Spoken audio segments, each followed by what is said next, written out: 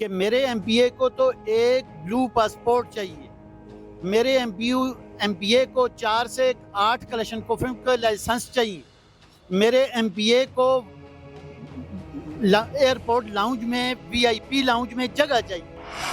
یہ تو واحد یہ ملک ہے کہ جس کے اندر ان کے منہ کو ہڈی لگ گئی ہے کہ ترقیاتی فنڈ ان کے پاس جاتے ہیں۔ اب جب یہ ترقیاتی فنڈ لیتے ہیں تو اس میں سے 35-40% تو یہ خود کھا جاتے ہیں بیوروکریسی کے ساتھ مل کے۔ آپ اپنے ہزارہ کے اندر آپ دیکھ لیں کون لوگ ہیں اقتدار میں۔ آپ ہری پور سے شروع کریں کوہستان تک جائیں، وہی لوگ ہیں جو پہلے کاف میں تھے، پھر نون میں تھے، پھر جنیجو لیگ میں تھے، پھر فلانی لیگ میں تھے، اب جو ہیں وہ پی ٹی آئی میں ہیں۔ وہ وقت بھی آئے گا کہ جب تخت گرائے جائیں گے، جب تاج اچھالے جائیں گے انشاءاللہ۔ اب 10 ارب کا جو پروجیکٹ ہے اس پہ آپ نے پچھلے دنوں دیکھا ہوگا کہ سوشل میڈیا پہ ہم نے آواز اٹھائی اور کلیئر کیا کہ یہ بیلچوں سے اور یہ ترامڑیاں جو ہوتی ہیں ان سے ان کی فلنگ کی جا رہی ہے، کیونکہ ایوانوں میں جتنے بھی لوگ بیٹھے ہوئے ہیں، چاہے ہماری صوبائی اسمبلی ہے، ہماری قومی اسمبلی ہے، اس میں سب لوگ ان کی گٹھ جوڑ ہے آپس میں، ان کا اپنے حصے انہوں نے بانٹے ہوئے ہیں۔ بسم اللہ الرحمن الرحیم۔ جی ناظرین، آج ایبٹ آباد میں ہزارہ ایکشن کمیٹی کا ایک اہم اجلاس منعقد ہو رہا ہے، جس میں مختلف مکتبہ فکر کے ہمارے دوست بھائی اور انقلابی شخصیات یہاں پر جمع ہوں گی، جو کہ ہزارہ کے مسائل کے حوالے سے اور ان کے حل کے حوالے سے ایک کوئی لائحہ عمل طے کریں گی۔ میرے ساتھ رہیے گا اور دیکھتے رہیے۔ صرف ضروری ہے متبادل قیادت، لیکن موجودہ نظام میں اگر آپ یہ توقع رکھیں کہ جو ملک کے اندر بدبودار، استحصالی، سرمایہ دارانہ، جاگیردارانہ نظام ہے، جب تک اس کو نہیں پلٹا جائے گا عام آدمی کا آنا بہت بڑا مشکل ہے۔ اس کی وجہ یہ ہے کہ اس نظام کے اندر ایک ایم پی اے کے الیکشن کے لیے کم از کم آپ کو 5 سے 7 کروڑ 10 کروڑ روپے چاہیے، ایم این اے کے لیے 20 سے 25 کروڑ روپے چاہیے۔ تو یہ نظام تو کسی ہانسٹ آدمی کو اوپر آنے ہی نہیں دیتا ہے۔ یہی تو ہماری سٹرگل ہے اس کے خلاف کہ، اور دوسرا اس نظام کے اندر دنیا کے جتنے ترقی یافتہ ممالک ہیں سوائے پاکستان ہندوستان کے یا چند ایک دو ملک اور چھوڑ کے، کہیں پہ صوبائی اسمبلیاں نہیں ہیں۔ وہاں پہ قومی اسمبلی یا سینٹ ہے، 2 ایوان ہوتے ہیں جو قانون سازی کرتے ہیں۔ یہ تو واحد یہ ملک ہے کہ جس کے اندر ان کے منہ کو ہڈی لگ گئی ہے کہ ترقیاتی فنڈ ان کے پاس جاتے ہیں۔ اب جب یہ ترقیاتی فنڈ لیتے ہیں تو اس میں سے 35-40% تو یہ خود کھا جاتے ہیں بیوروکریسی کے ساتھ مل کے، تو پھر یہ آگے لے کے جاتے ہیں۔ اس لیے ہم کہتے ہیں کہ چھوٹے انتظامی یونٹ بنائے جائیں اور بلدیات کو مضبوط کیا جائے۔ کسی بھی انتظامی یونٹ کے اندر صوبائی اسمبلی نہ ہو، ایک گورنر ہو جو کوارڈینیٹ کرے مرکز اور انتظامی یونٹ کے ساتھ، تاکہ نچلی سطح سے قیادت اوپر آئے۔ آپ دیکھیں بلدیات 4 سال ہوئے ہیں کے پی کے میں، ان کو کیا دیا ہے انہوں نے؟ کچھ بھی نہیں۔ قیادت ابھرتی ہے نیچے سے۔ اب آپ اپنے ہزارہ کے اندر آپ دیکھ لیں کون لوگ ہیں اقتدار میں۔ آپ ہری پور سے شروع کریں کوہستان تک جائیں، وہی لوگ ہیں جو پہلے کاف میں تھے، پھر نون میں تھے، پھر جنیجو لیگ میں تھے، پھر فلانی لیگ میں تھے، اب جو ہیں وہ پی ٹی آئی میں ہیں۔ تو یہ کون لوگ ہیں؟ وہی ہیں، صرف ان کی ٹوپیاں تبدیل ہوتی ہیں۔ تو ان کے خلاف قوم کو بھی بغاوت کرنا پڑے گی۔ جب تک قوم اٹھ کے بغاوت نہیں کرے گی، عام آدمی اٹھ کے بغاوت نہیں کرے گا، وہ اس بات پہ خوش ہوگا کہ انہوں نے مجھے ہاتھ ملایا ہے، وہ 6 دن ہاتھ نہ دھوئے، وہ ان کی گاڑیوں کے دروازے کھولے، ان کے گھر پہ جائیں تو پھر ان کے آگے کرسی رکھیں۔ یہ ہمارے گھر پہ آئے تو کیوں ان کے غلام ہیں؟ اصل تو یہ ہے نا آزادی، اصل آزادی تو یہ ہے کہ ان الیکٹیبل موروثی سیاستدانوں وڈیروں سے آزادی دی جائے۔ ہم لوگ ایران کی بات کرتے ہیں، ایران کی اسمبلی میں 99% پی ایچ ڈی لوگ بیٹھے ہوئے ہیں۔ مجھے بتائیں نا آپ کا ہزارہ میں کون سا نمائندہ ہے؟ پورے ملک کے اندر یہی صورتحال ہے۔ یہ تو بس ایک ان کا بزنس ہے۔ اسی کے خلاف تو ہم لوگوں کو شعور دے رہے ہیں کہ بھائی اپنے حقوق کو سمجھو، اپنے حقوق کے لیے لڑو، باہر نکلو۔ وہ وقت بھی آئے گا کہ جب تخت گرائے جائیں گے، جب تاج اچھالے جائیں گے۔ جی بسم اللہ الرحمن الرحیم۔ آج بڑی ڈیٹیل میں تمام ہماری ہزارہ ایکشن کمیٹی کے ممبران اور عہدیداران نے اپنا احتجاج بھی ریکارڈ کروایا اور اپنا موقف سامنے رکھا، شہر کے باسیوں کے آگے بھی اور ہمارے جتنے بھی ہماری گورنمنٹ مشینری ہے، ہمارے جو رسپانسبل ڈپارٹمنٹس ہیں ان کے سامنے بھی رکھا کہ ایک تو تجاوزات کا جو سب سے بڑا جو درینہ مسئلہ ہے ایبٹ آباد شہر کا، کہ ہمارا یہ مطالبہ ہے کہ ایبٹ آباد شہر کو اسی پرانی حالت میں جس طرح اس کے نالے تھے، نکاسی کا جو نظام تھا، جو سڑکیں تھیں کشادہ، آج سے 100 سال 50 سال پہلے اسی حالت میں اسے بحال کیا جائے. اور جتنے بھی نالے جس طرح ابھی ہماری ضلعی انتظامیہ نے کچھ دن پہلے یہاں پہ سوئی گیس آفس کے سامنے ہمارا احتجاج بھی اس میں ریکارڈ پہ تھا, اور انتظامیہ نے خود بھی اس پہ کام کیا اور وہاں پہ نالہ وگزار کرنے کے لیے وہاں پہ مشینیں لگائیں. اور ہم اس ایکٹ کو اپریشیٹ کرتے ہیں, اور ہم صرف اپریشیٹ نہیں کرتے, ہم چاہیں گے کہ ہم اس ریگولر بیسس پہ ان آپریشنز کو جاری رکھا جائے تاکہ اسی سے جزوی ایک سوال یہ بھی ہے کہ یہ تجاوزات ویسے تو نہیں بن رہا. جی بالکل, یہ ظاہر ہے محکمہ جات کی ملی بھگت تھی. اس میں کینٹ کے جو ذمہ داران تھے انہوں نے ظاہر نقشے غلط پاس کیے. انہوں نے اپنی طرف سے یعنی کہ لوگوں کو وہ جو لینڈ مافیا تھا, جو پلاٹ کر کے بیچ جانے والے لوگ تھے موقع پہ, انہوں نے پیسے لے کے وہ رفو چکر ہو گئے, اور ان اداروں نے ملی بھگت کر کے نقشے پاس کیے. نالوں پہ تجاوزات ہوئیں, کوٹھیاں بنگلے بنے, پلازے کھڑے ہوئے, اور اب اسی حالت میں لے جانے کے لیے کوئی مشکل کام نہیں ہے. نقشہ میرے پاس بھی موجود ہے ایبٹ آباد کا پرانا, اور کئی لوگ ہمارے اور دوست بھی ہیں کہ جنہوں نے انگلینڈ سے نقشہ لایا ہے ایبٹ آباد کا, اور اسی حالت میں بحال کرنے کوئی مشکل نہیں ہے. اگر انتظامیہ کھڑی ہو جائے, ہمارے ادارے کینٹ کھڑا ہو جائے, تو 3 دن کی بات ہے, 3 دن کے اندر یہ تجاوزات ہٹائی جا سکتی ہیں. سر صرف ایک کینٹ بورڈ نہیں ہے کہ ہم کہیں کہ ذمہ دار کیونکہ ایبٹ آباد کا 70% ایریا جو ہے وہ کینٹ کے پاس ہے اس وقت.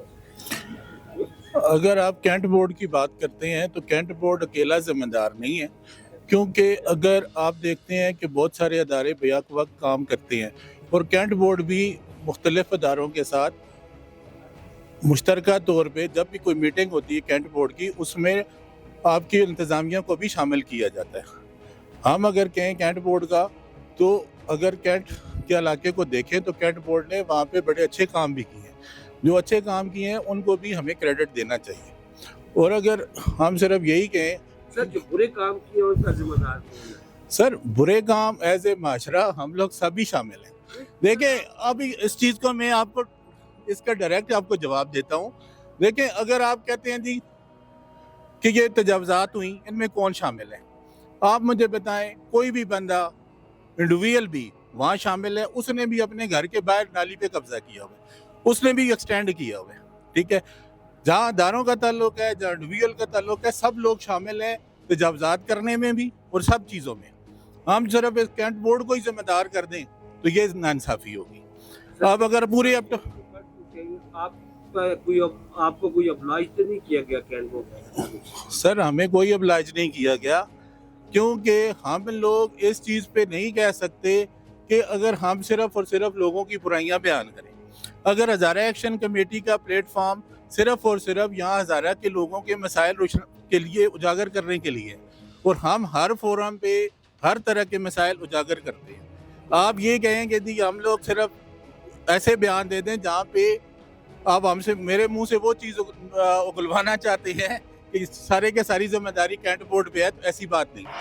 تو آج کے جو ہمارے جو مین پوائنٹس ہے, یہ جو ایجنڈا تھا, وہ سب سے پہلے ہم نے یو میڈیکل کمپلیکس کے بارے میں بات کی, وہاں بی او جیز کے بارے میں بات کی, مریضوں کی سہولیات کے بارے میں بات کی, اور وہاں پہ جو اس کی فنڈنگ ہوئی ہے اس کے آڈٹ کے بارے میں, یہ اتنے عرصے سے جو انکوائریز ہیں ان کی کوئی رپورٹس ہیں وہ سامنے نہیں لائی گئیں, کسی ذمہ دار کو کیفر قضا تک نہیں پہنچایا گیا, تو اس کے بارے میں ہماری بات ہوئی.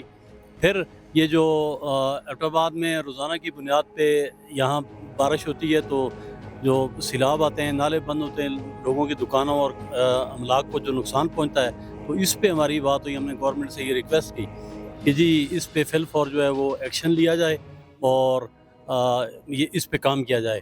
اور پھر جو ہماری ایبٹ آباد کی روڈز ہیں جو کہ مختلف, کبھی سوئی گیس, کبھی بجلی, کبھی پانی والے, تو یہ جو بیوٹیفیکیشن آف ایبٹ آباد کے جو اربوں روپے کا فنڈ ایک ملا تھا, وہ اس سے یہ روڈیں پہلے ایک ناقص مٹیریل سے بنائی گئیں, اور پھر بننے کے بعد فوراً بعد ان کو اکھاڑ پھینکا گیا, اور وہاں پہ بیچومن کی کوٹنگ کرنے کے بجائے ایک رف سا مٹیریل اس پہ ڈال کے تو سیمنٹ کا وہ یعنی کنکریٹ سے ان کو کور کر دیا گیا, جو کہ انٹرنیشنل اسٹینڈرڈ کی وہ چیز نہیں ہے.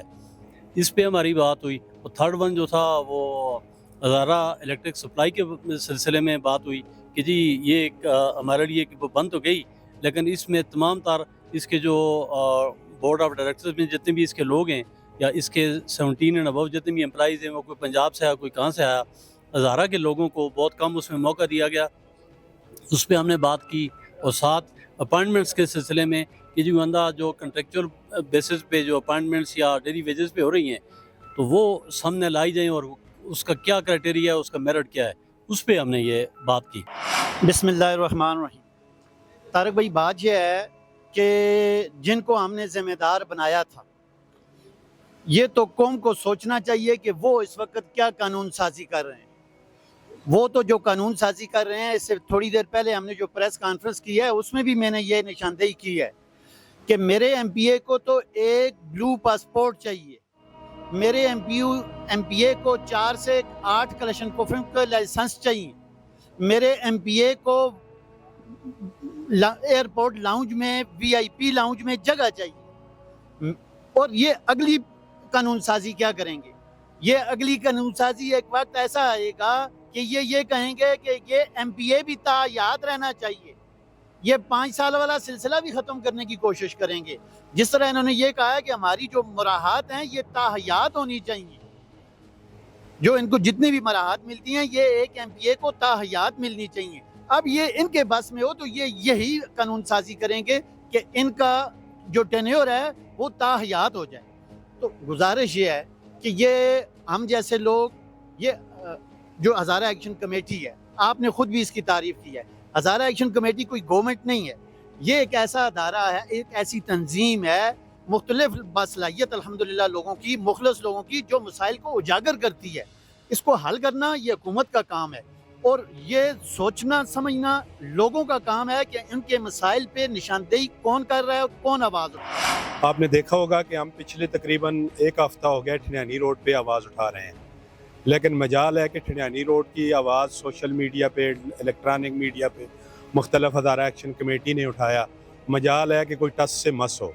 یہ ٹس سے مس اس لیے نہیں ہوتے کہ ہمارے سسٹم پہ یہ لوگ قابض ہوئے ہیں، یہ اپنے قبضے سے کوئی چیز باہر نکلنے ہی نہیں دیتے۔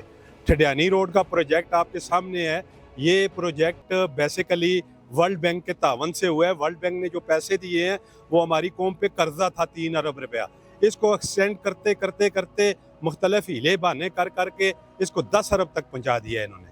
اب 10 ارب کا جو پروجیکٹ ہے اس پہ آپ نے پچھلے دنوں دیکھا ہوگا کہ سوشل میڈیا پہ ہم نے آواز اٹھائی اور کلیئر کیا کہ یہ بیلچوں سے اور یہ ترامڑیاں جو ہوتی ہیں ان سے ان کی فلنگ کی جا رہی ہے۔ یہ اتنا بڑا 10 ارب کا پروجیکٹ اور ورلڈ بینک کا پروجیکٹ اور اس کی کارکردگی بیلچوں کے ساتھ اس کا کام کیا جائے۔ آپ ٹھنیانی روڈ کا وزٹ کریں باقاعدہ اور اس کی جو کوالٹی ہے اس کو چیک کریں اور اس پہ آواز اٹھائیں۔ ہم آواز اٹھاتے ہیں لیکن بات پھر وہی ہے کہ سسٹم پہ کچھ لوگ قابض ہوئے ہیں۔ ہماری آواز، سوال ہی نہیں پیدا ہوتا کہ یہ ہماری آواز سے ٹس سے مس ہوں، کیونکہ انہیں پتہ ہے کہ ہم نے اپنی گرفت مضبوط کی ہوئی ہے۔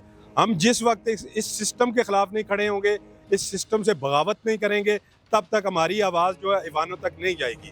کیونکہ ایوانوں میں جتنے بھی لوگ بیٹھے ہوئے ہیں، چاہے ہماری صوبائی اسمبلی ہے، ہماری قومی اسمبلی ہے، اس میں سب لوگ، ان کی گٹھ جوڑ ہے آپس میں، ان کا اپنے حصے انہوں نے بانٹے ہوئے ہیں، اپنے حصے لے کے یہ خاموش ہوئے ہیں، اور یہ عوام کا جو بھی نقصان ہوتا ہے، جس طرح بھی، ان کو کوئی پرواہ نہیں ہے۔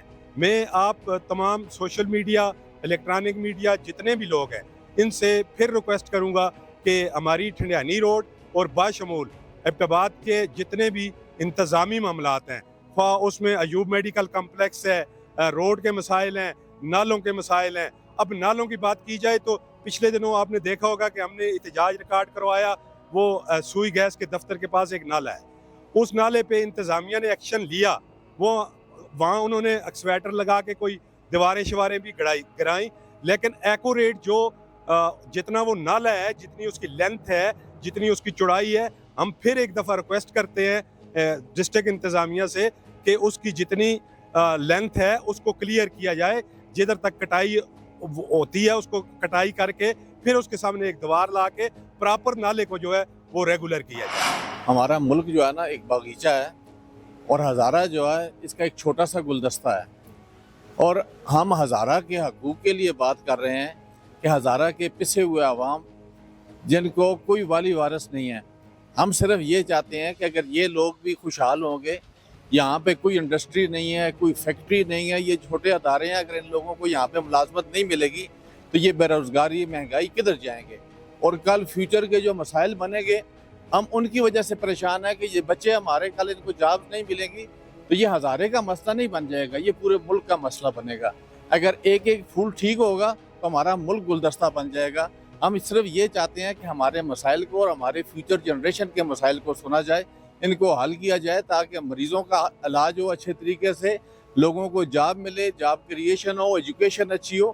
ہم صرف اس چیز کی التجا کرتے ہیں اپنے مقتدر اداروں سے کہ خدا کے واسطے ان لوگوں کا فیوچر کے ساتھ نہ کھیلیں، ان لوگوں کے مستقبل کے ساتھ نہ کھیلیں، ان کا خیال کریں تاکہ ہمارا ہزارہ ترقی کرے اور ہمارا ملک ترقی کرے۔ جی ناظرین، ایوب میڈیکل کمپلیکس میں کئی سالوں سے لوٹ مار کا ایک بازار گرم ہے، بی او جی کے نام پر اور وہاں پہ قبضہ گروپ کے نام پر جو لوٹ مار اربوں روپے کی ہوئی اس کا آج تک حساب نہیں لیا گیا۔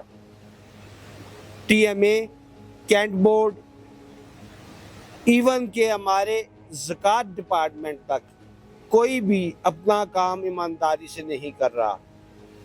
ہر شخص کو مسائل کا سامنا کرنا پڑ رہا ہے اور متاثر ڈائریکٹ عوام ہو رہی ہے۔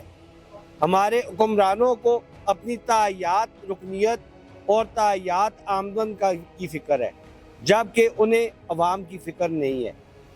اگر یہی صورتحال رہی، آج ہزارہ ایکشن کمیٹی اگر یہ مطالبہ کر رہی ہے کہ ہمارے یہ مطالبات پورے کرو، پھر نیکسٹ ٹائم وہ مطالبات کی صورتحال میں بات نہیں کریں گے، وہ صرف ایک ہی بات کریں گے کہ آپ ہمیں آزاد کر دو، ہم اپنے مسائل خود حل کر لیں گے۔